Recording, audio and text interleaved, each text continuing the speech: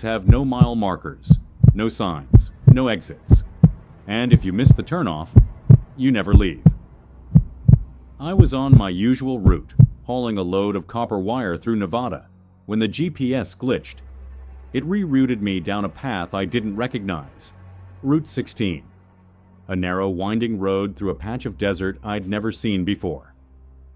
The pavement cracked beneath my tires, worn down like it hadn't been maintained in decades. Weeds sprouted through the gaps. I should have turned back. Every instinct screamed it. But I didn't. The desert around me grew darker, even though the sun hadn't yet set. The shadows lengthened unnaturally. Strange, bird-like shapes flew overhead, completely silent. The truck's radio, dead since I'd started the route, let out a faint buzz. Just static, but it felt alive. I kept driving. The road kept narrowing. The horizon seemed to tilt. About 30 miles in, I spotted a rundown gas station. Rusted signs, broken pumps, a dusty lot. The building leaned to one side like it had survived a small earthquake. Yet the neon sign in the window flickered. Open. I needed coffee, directions, anything. Inside, the silence pressed against me like a weight. Shelves were half-stocked with outdated brands I hadn't seen since the 80s. A single ceiling fan turned lazily overhead, creaking. The cashier stood motionless behind the counter. He had pale, waxy skin and stared at me with black, glassy eyes. I said hello. He didn't move. I grabbed a bottle of water and walked to the counter. That's when I saw the fly crawl out of his nostril and land on the register. He didn't react. I bolted, jumped in the truck, and peeled out. My mirrors showed the station shrinking in the distance until it blinked out entirely, like it had never been there. 10 minutes later, the radio came alive again. At first, it was just the soft crackle of static. Then, a voice, a whisper. "Don't stop." It repeated 3 times, each quieter than the last. Then came the scream. High-pitched, not human. It cut through my chest like ice. I reached to turn it off, but the volume knob melted under my fingers. Liquid plastic scalded my hand. I yanked my arm back, heart pounding. The sound didn't stop. It shifted to laughter, twisted, broken. A child's laugh slowed down to something unnatural. I unplugged the radio entirely. Still, the laughter echoed in the cab. From behind me, I saw him up ahead, a tall figure in a long gray coat, standing by the road with his thumb out. His face was obscured by a wide-brimmed hat. As I passed, I glanced at him. No eyes, just sunken pits and a slit for a mouth. He grinned as my headlights swept over him. I sped up. A minute later, I glanced at the passenger seat. He was there, sitting calmly, hands folded, smiling. I screamed and slammed on the brakes. The cab rocked. When I looked again, empty seat. But the door was ajar, and the floor was wet with black mud, thick and tar-like, trailing footprints. The fog rolled in like it was poured from a bucket. 1 second, the road was clear. The next, I was drowning in white. Headlights barely pierced 5 feet ahead. Shapes began appearing. First shadows, then outlines. Figures walking along the shoulder of the road. Men, women, children, all gaunt, pale, with eyes missing or mouths stitched shut. They didn't react to my truck, just walked, heads down. Then I felt it, the weight shift in my trailer. Something climbed on. I checked my rear-view mirror, dozens of them, crawling across the roof of the trailer, clinging to the sides, staring through the back window with eyeless sockets. My foot pressed the gas harder. The engine roared. But the truck began to slow, like something was pulling it backward. My phone buzzed. The screen glowed green. Unknown caller. I answered without thinking. My voice answered back. "I told you not to take this road." Then silence. Then static. Then sobbing. Mine.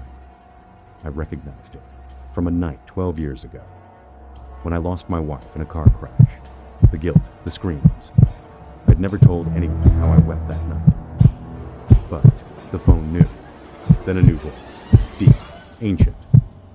You belong to the road now. I dropped the phone. It didn't shatter.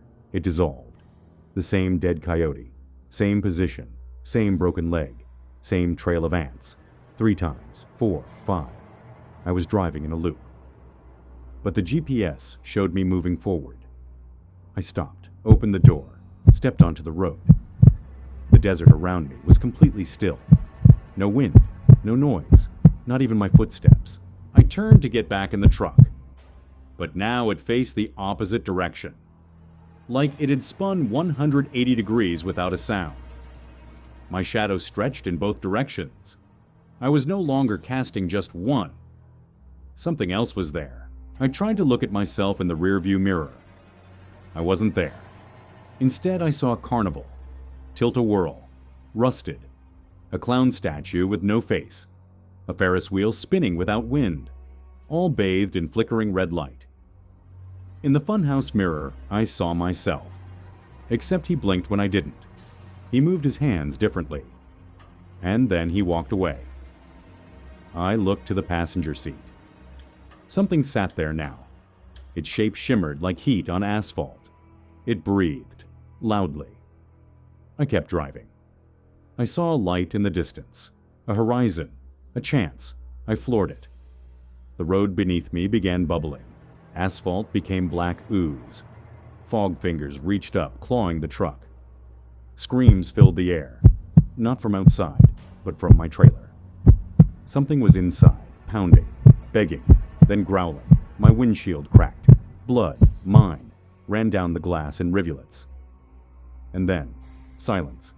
The truck burst through a wall of fog, clear sky, dry desert, a sign ahead, I-80. I pulled over, shaking, sobbing, alive, but wrong. I reached the delivery warehouse. The guy looked at me like I was a ghost. You're 3 weeks late. I checked my phone. The date confirmed it. My mind blanked. As I walked back to the cab, I caught my reflection in the glass. It blinked, then smiled. And in the mirror, Route 16 stretched out behind me. Still calling, still waiting. Route 16 doesn't exist on any map. No GPS will show it. No one remembers taking it. But it remembers you. Truckers talk. They whisper. Of reflections that move on their own. Of fog that bleeds. Of roads that never end. If you ever see a road with no name and your GPS stutters, keep driving, don't stop. Because once Route 16 finds you, it doesn't let go. Some roads are cursed. Some creatures never die. And some truckers disappear without a trace. It was supposed to be a simple run. Midnight shipment from Denver to Salt Lake. I'd taken this route 100 times, but a mudslide blocked E70, so I got diverted to an old back route, Black Hollow Highway. It wasn't on my usual map. I only found it through a dusty paper atlas stashed under the seat. The moment I turned onto the road, my stomach tightened. The trees on either side loomed over the 2-lane path like twisted arms, the branches clawing the night sky. I rolled down the window. No crickets, no wind, just a dense silence that blanketed everything. 20 miles in, I started seeing the bodies. First, a deer, but its insides were gone, like scooped out with surgical precision. Then, a coyote. Same story, hollowed out. The ground around it was scorched, like lightning had struck in a perfect circle. I slowed the rig. My high beams flickered. I passed a large animal lying in the middle of the road, massive, unidentifiable. But as I approached, it rolled to its feet and bounded into the trees. No sound, no rustling, just gone. At 2:13 a.m., the CB radio crackled. "Anyone out there?" a broken voice whispered. "Male, terrified." I responded, but got nothing back. Then the scream started, faint at first, like someone being slowly torn apart. I yanked the cord and shut it off, but the screams didn't stop. They came from the trailer. I pulled over, climbed out, opened the back, empty. Except for 3 deep gouge marks in the metal floor. I saw it for the first time in my side mirror. Something was pacing the truck, massive, covered in jet black fur, walking on 2 legs, but hunched, almost ape-like. Yellow eyes reflected my lights like twin suns. I floored it. The thing vanished behind me, swallowed by darkness. But I knew it hadn't stopped following. I could feel it, hear it. A second set of footsteps mimicking mine, breathing that wasn't mine in the cab. Relief hit me like a wave when I saw lights ahead. A tiny truck stop, flickering neon sign. Last fuel. I pulled in, jumped out, and ran inside. The clerk stared at me. Her hand shook. "You took Black Hollow?" she whispered. "You didn't hear about the McKinley Hall?" I hadn't. She showed me a news clipping from 2007. A trucker disappeared. No trace found, except for a 20-foot claw mark in the trailer wall. Same route, same night, same full moon. I didn't wait. I gunned the engine and got back on the road. But the fog was back now, thick as smoke, unnatural. It moved like it was alive. Then I saw them. Eyes, dozens, lining the trees, watching, blinking in unison, and behind them, the beast. It charged, fast. I pushed the pedal through the floor. My trailer rocked, my tires screamed, and then it landed on the roof. The cab crumpled under the weight, claws pierced through the metal. I grabbed my tire iron. The roof peeled back like a sardine can. A massive hand swung in. I struck it, once, twice. It howled, a deep, unnatural wail that shook the glass. Its breath was acid. Its skin charred the steel. I swerved, aiming for the ravine ahead. The truck broke through the guardrail. We tumbled. Gravity vanished. Metal screamed. The world spun, then black. I woke up hours later. Crushed cab, blood in my eyes. No sign of the beast, but claw marks everywhere. And that same voice from the CB, whispering, "You're next." I walked 10 miles before I found a ranger station. They listened, took notes, then said, "There is no Black Hollow Highway. Hasn't been for 30 years. I showed them the atlas. Page torn clean out. They found my truck. Half melted. No trailer. Now I drive the same route every full moon. I warn other truckers. Most don't believe. Until they hear the breathing. Or see the fog. Or find claw marks in their trailer. And if they take Black Hollow, I never see them again. There are roads that shouldn't exist. Places untouched by light. And creatures that hunt not for food, but for sport. Next time your GPS reroutes you through a forgotten road, ask yourself, is the fastest path worth the risk? Because some highways eat you alive.